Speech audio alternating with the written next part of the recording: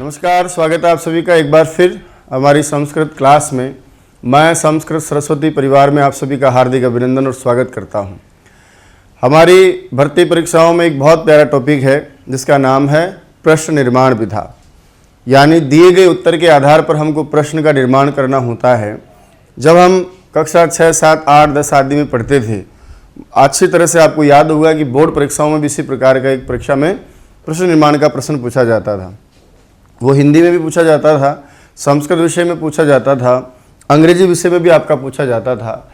हिंदी में हम क्या को लेकर के क्या, कैसे, क्यों, किस प्रकार से, किस लिए, कब, कहाँ, ऐसे हम प्रश्नों का निर्माण करते थे। दूसरा आपने देखा होगा, इंग्लिश में हम बोलते हैं WH वर्ड से क्वेश्चन का निर्माण होता है, वाई, वेयर, whom, है ना। उसी प्रकार यहाँ पर भी आपके इस पाठ्यक्रम में एक टॉपिक जोड़ा है जिसका नाम है प्रश्न निर्माण, यानी आपको दिए गए उत्तर के आधार पर बताइए क्या करना होता है, प्रश्न का निर्माण करना होता है। यानी उत्तर आपको दिया होता है, उस उत्तर को आधार मान करके आप प्रश्न का निर्माण करते हैं। इसी को प्रश्न निर्माण की विधा कहते हैं। कुछ बातें ऐसी हैं जो विशेष रूप से हम सीखेंगे। सबसे पहली बात, आपको क्या दिया होगा, उत्तर आपको दिया होता है ना, उस उत्तर के आधार पर बताइए आप किसका निर्माण करते हैं, प्रश्न का निर्माण करते हैं। यानी उत्तर आपको दिया होगा, उस उत्तर को हम देखेंगे और उत्तर को आधार मान करके हम हमारा जो प्रश्न बनना चाहिए था वो सटीक प्रश्न का निर्माण हम करते हैं। अब दिया गया जो उत्तर है वो आपका पूर्ण वाक्य में होता है ना। उस पूर्ण वाक्य को आधार मान करके, दूसरी बात बता रहा हूं मैं आपको कि उस पूर्ण जो वाक्य आपको दिया होगा, निश्चित रूप से आपको पूरा उत्तर एक वाक्य में दिया होता है। वो पूर्ण वाक्य जो आपका उत्तर रूप दिया होता है, उस पूर्ण वाक्य को आधार मान करके भी आपसे वो प्रश्न करवा सकता है। उसके लिए भी आपको प्रश्न बनाना होता है। कभी कभी आप देखेंगे कि वो पूरा का पूरा वाक्य आपको देता तो है, लेकिन उस वाक्य में, पूरे वाक्य में वो आपको एक पद विशेष के नीचे रेखांकन करके देता है और रेखांकन के आधार पर भी आपसे प्रश्न का निर्माण करवाता है। तो तीसरी बात है कि रेखांकित पद के आधार पर भी आपको प्रश्न का निर्माण करवा सकता है। मान लीजिए जैसे रामस्य पिता दशरथः, क्या देगा, रामस्य पिता दशरथः, और फिर कहेगा कि भैया इसमें जो दशरथ पद है इसको आप अपना उत्तर मान करके, रेखांकन जो पद है दशरथ उसको उत्तर मान करके आप बताइए किसका निर्माण कीजिए, प्रश्न का निर्माण कीजिए। तो तीन प्रकार से सामान्य में चर्चा कर रहा था आपके साथ कि एक तो उत्तर दिया हो उसको हम प्रश्न बनाना ही बनाना है, दूसरा पूरा वाक्य दिया जाए, कोई रेखांकन नहीं किया जाए, उसका भी हमें अपने विवेक से, बुद्धि से उत्तर का आधार मान करके प्रश्न बनाना है। अब वो तो अवसर की मर्यादा है, उसको देखकर हम समझ जाते हैं।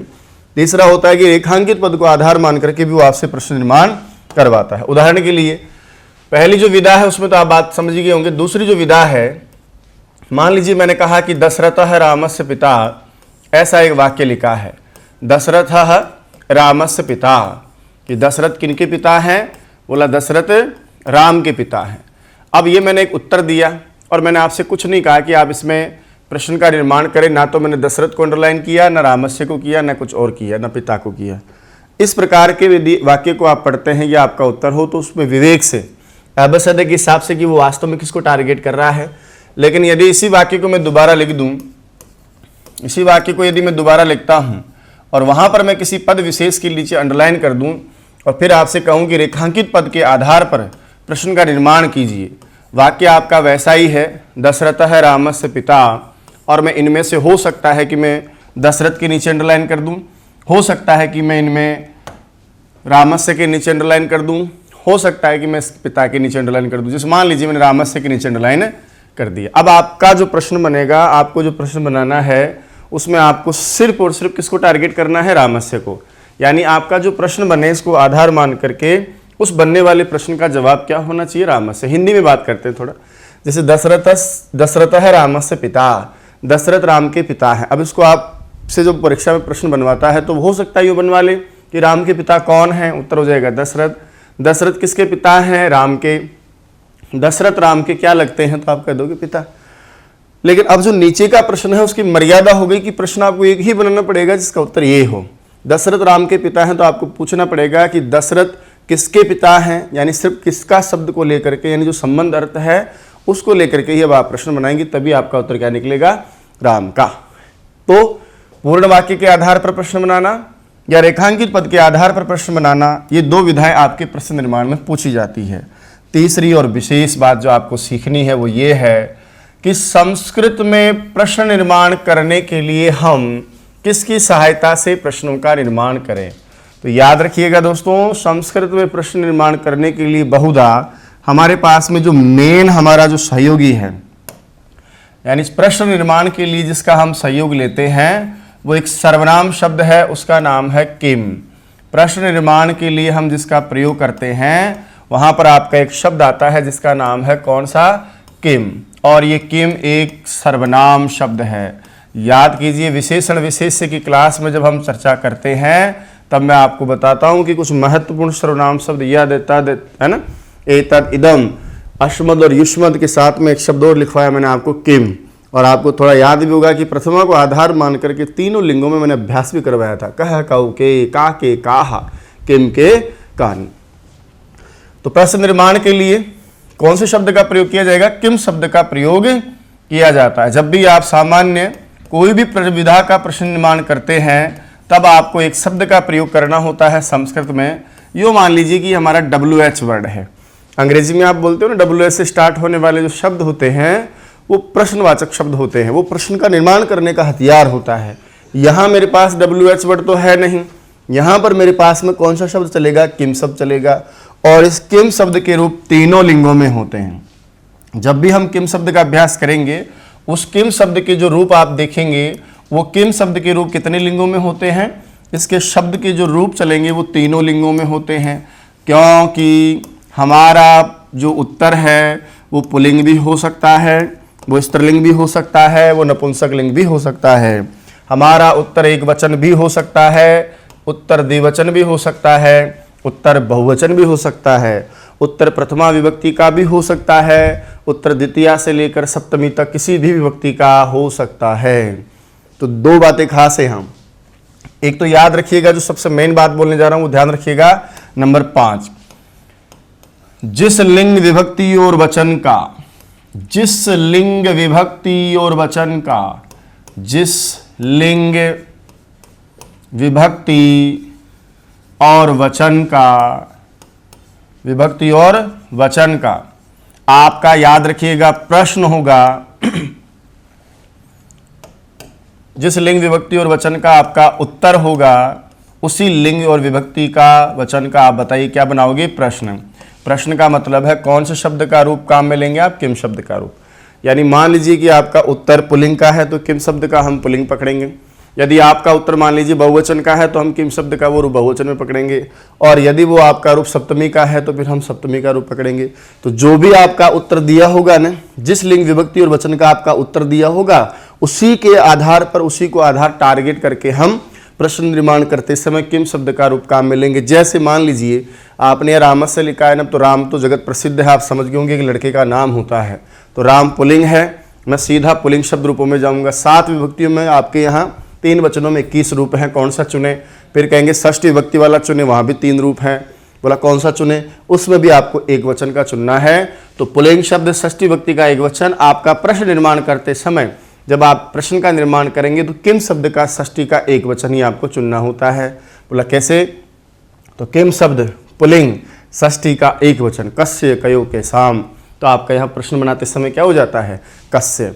अभ्यास करेंगे हम, हो सकता है आपको नहीं आता हो, अभी अभ्यास से हम सीखेंगे। ये देखिए साहब, तो प्रश्न क्या बन जाता है आपका, रामः कस्य पिता, राम किसके पिता है, रामः दशरथः, दशरथ किसके पिता हैं, बोले दशरथ कस्य पिता, दशरथः रामस्य पिता, दशरथ राम के पिता है। राम पुल्लिंग, किम शब्द का पुल्लिंग रूप लिया, षष्ठी का है, षष्ठी का लिया, एक वचन लिया।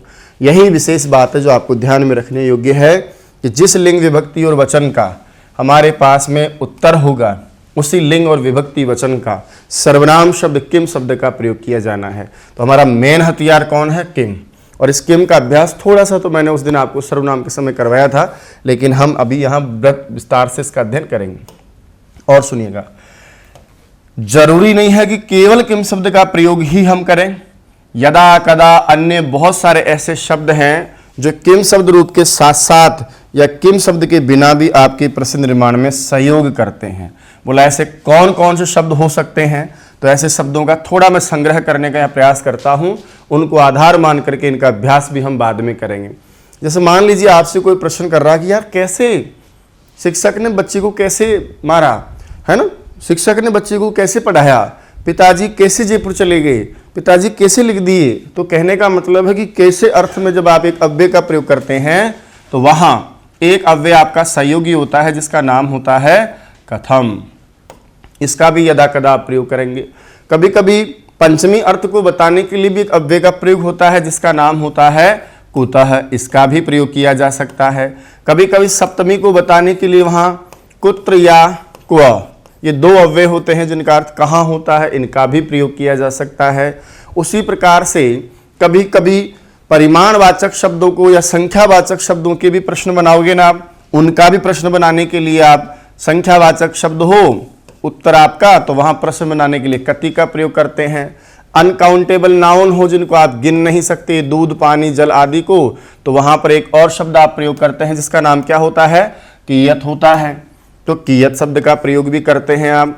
उसी प्रकार से यदि मान लीजिए समय के लिए कि राम 5 बजे उठता है 7 बजे स्कूल जाता है, तो सामान्य समय पूछने के लिए भी आप एक शब्द का प्रयोग कर लेते हैं, वो आपका कौन होता है, कदा। रीतिवाचक शब्द के साथ भी आप कथम का प्रयोग करते हैं। तो ये कुछ और भी हमारे ऐसे शब्द हैं जिनकी सहायता से हम प्रश्न निर्माण करते हैं। कौन कौन, कथम, कैसे, ये रीतिवाचक में भी आता है और तृतीया के साथ भी आएगा। कुतः कहाँ से पंचमी की जगह आता है, कुत्र को सप्तमी के स्थान पर या उनके अर्थ में आता है, कदा टाइम के लिए आता है, इसी प्रकार क्ति आता है, इसी प्रकार कियत आता है, कहीं कहीं किमर्थम, कीदृशः, स्वभाव आदि को बताने के लिए एक और हमारे पास शब्द है जिसका नाम क्या है, कीदृश, जिसके तीनों लिंगों में रूप चलते हैं, कीदृशः, कीदृशी आदि। स्वभाव बताने के लिए भी इनका प्रयोग किया जाता। मैं समझता हूँ सामान्य कोई कारण बताया जाए, राम को इसी कारण से आता है, तो वहाँ किमर्थम किस लिए अर्थ में किमर्थम शब्द का प्रयोग भी किया जा सकता है। कौन सा शब्द बोला मैं, किमर्थम। रामः अध्ययनेन गच्छति, रामः किमर्थम गच्छति, राम किस लिए जाता है, तो कोई कारण के अर्थ में किमर्थम का प्रयोग भी किया जाता है। चलिए वापस देखिएगा, उत्तर के आधार पर क्या बनाना होता है, प्रश्न बनाना होता है। पूर्ण वाक्य का उत्तर भी आपसे पूछ सकता है बिना अंडरलाइन किए, तब भी आपको उस हिसाब से बनाना होता है। अवसर देख करके हम पहचानेंगे कि आपका उत्तर उसने क्या माना है, जो आपका उत्तर मानेगा उसके हिसाब से हम प्रश्न बना लेंगे। रेखांकित पद देकर के भी आपसे प्रश्न का निर्माण करवा सकता है, जैसे यहाँ किया मैंने। प्रश्न निर्माण के लिए करें क्या, प्रश्न निर्माण के लिए आप किम शब्द का प्रयोग करिए भाई। बोला किम शब्द तो आपका तीनों लिंगों में चलता है, तो तीनों लिंगों में चलाइए। एक चीज़ मैं आपसे पूछ सकता हूँ, क्योंकि मैंने आपको बताया है सर्वनाम शब्दों का संबोधन नहीं होता है, सर्वनाम शब्दों का संबोधन नहीं होता है। ये बात मैं आपको सर्वनाम विशेषण विशेष्य वाले चैप्टर में बहुत बढ़िया से बता चुका हूँ कि इनका संबोधन प्रयोग नहीं होता है। रूप तीनों लिंगों में चलेंगे। जिस लिंग विभक्ति वचन का आपका उत्तर होगा, उसी लिंग विभक्ति और वचन का आपका प्रश्न बनाते समय कौन से शब्द का रूप काम में लिया जाएगा, किम शब्द का रूप काम में लिया जाएगा। बोला इसके अलावा भी कथम, कुतः, कुत्र, क्व, कदा, कथी, कियत, कीदृश और किमर्थम आदि ऐसे शब्द